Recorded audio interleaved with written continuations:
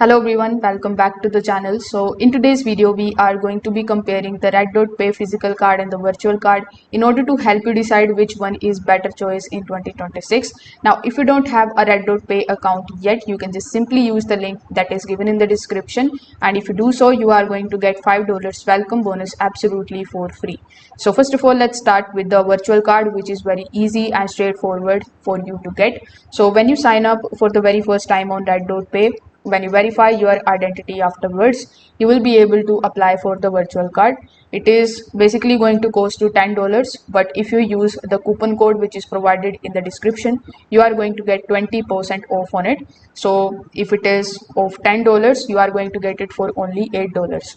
Now, as soon as you hit the pay button, you are going to get the virtual card almost instantly. So the virtual card is available for online shopping. You can use it for subscription purchasing, and you can also use it with Google Pay and Apple Pay. It's the fastest option if you want to start spending right away when you create your account here. When we talk about the physical card, so physical card is going to cost you more than the virtual card.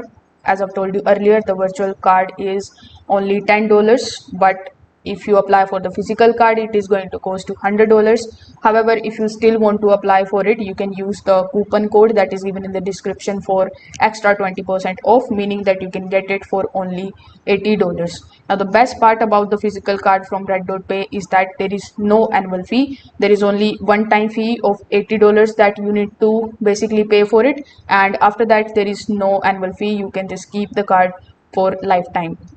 And then you can use it for making online payments like we usually do. Plus, the biggest advantages of this card is that you can withdraw the cash from the ATM. That makes it more versatile for everyday usage.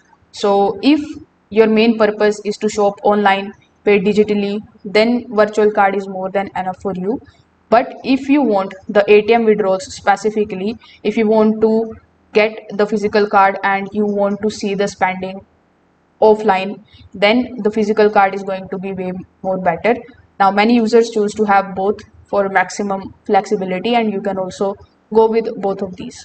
So if this video helped you understand this, make sure that you like this video and subscribe to the channel. Thanks for watching.